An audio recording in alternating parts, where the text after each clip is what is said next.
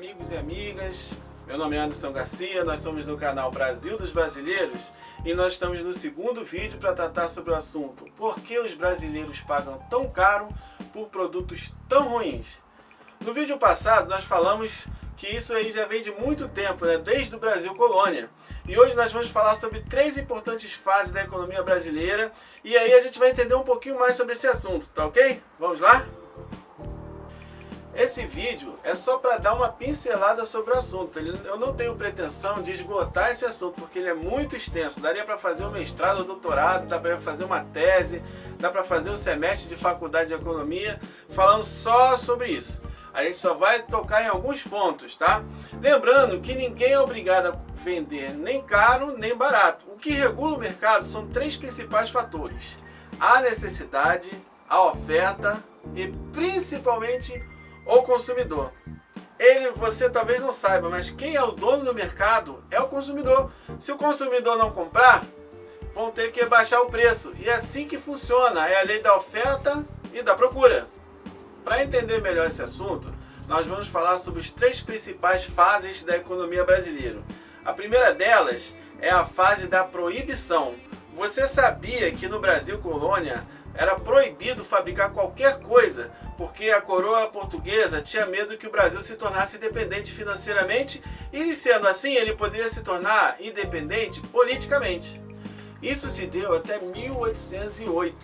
Só que a coroa portuguesa teve uma treta com a Espanha e com a França e eles vieram correndo para o Brasil para poder não perder o trono lá para os franceses e portugueses que eram aliados entre si. Mas isso é uma outra história.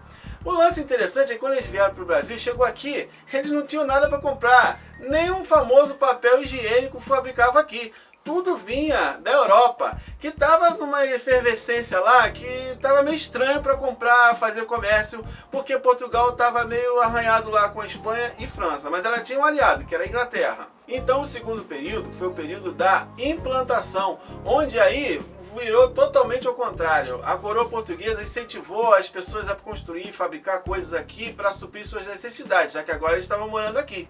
Mas a coisa melhorou mesmo com a chegada dos imigrantes.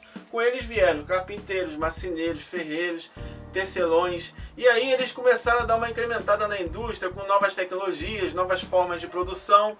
E a coisa melhorou um pouquinho, mas ainda era muito devagar. Em 1907, o Brasil contava apenas com 3.000 empresas, fábricas aqui dentro do país. Embora a população fosse bem menor do que é hoje, era um número insuficiente para suprir as nossas necessidades. Então, praticamente 70% a 80% das coisas que nós consumimos era importada da Europa, principalmente. O problema do Brasil era a infraestrutura. A gente não tinha estrada, a gente não tinha portos equipados que pudessem receber ou transferir mercadorias, não tínhamos maquinário, não tínhamos energia, mas com a queda do preço do café no mercado internacional, alguns barões diversificaram os seus investimentos para outros negócios. Um deles foi o Barão de Mauá, que investiu pesado em infraestrutura no Brasil, mas mesmo assim ainda não foi suficiente. Em 1930, o Brasil ainda era um país prioritariamente agrícola. Boa parte da nossa população vivia no campo e a gente não produzia quase nada de manufaturados. A maior parte desses produtos e maquinários, carros, enfim, tudo isso era importado. A grande revolução do Brasil se deu em 1930 pela criação da Siderúrgica Nacional e da Companhia Vale do Rio Doce. Com essas 2 empresas, a gente já teve um grande boom.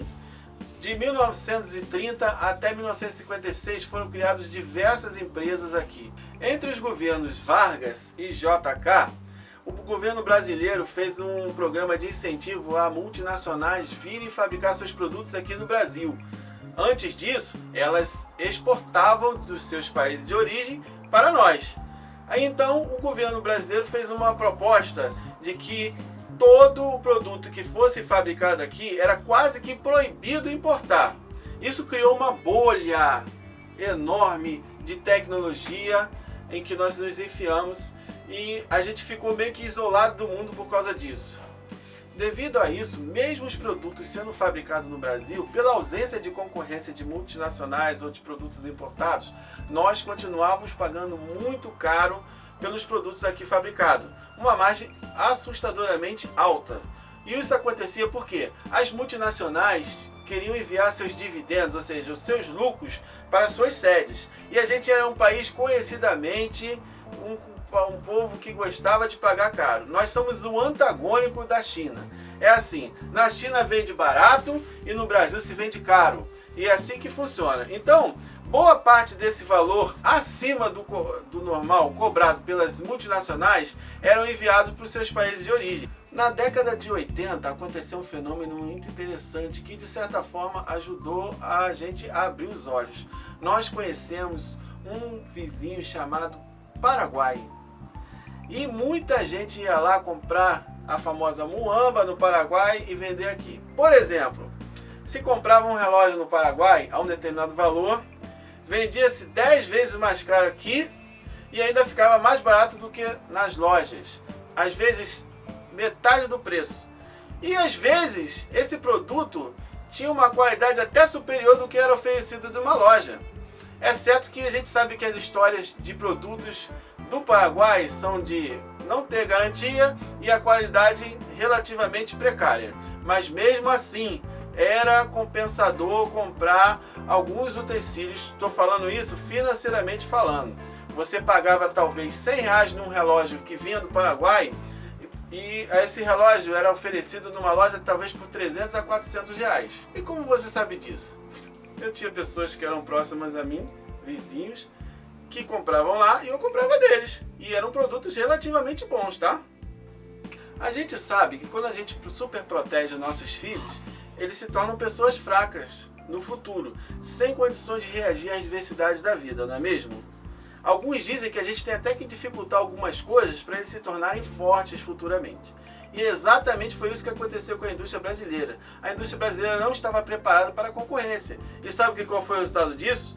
Os eletroportáteis fabricados no Brasil simplesmente zerou. Não existe praticamente nada eletroportátil fabricado mais no Brasil, porque vem tudo agora da China.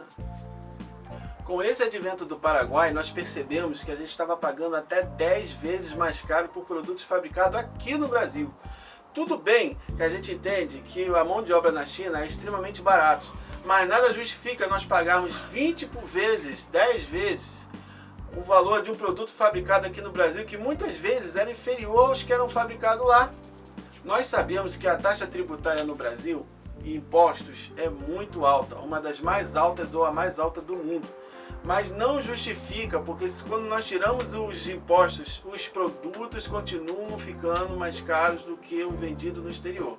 Uma vez, um certo presidente aqui no Brasil comparou os carros fabricados aqui a carroças. Mas isso é um assunto para o próximo vídeo. Galera, então é isso aí, ó.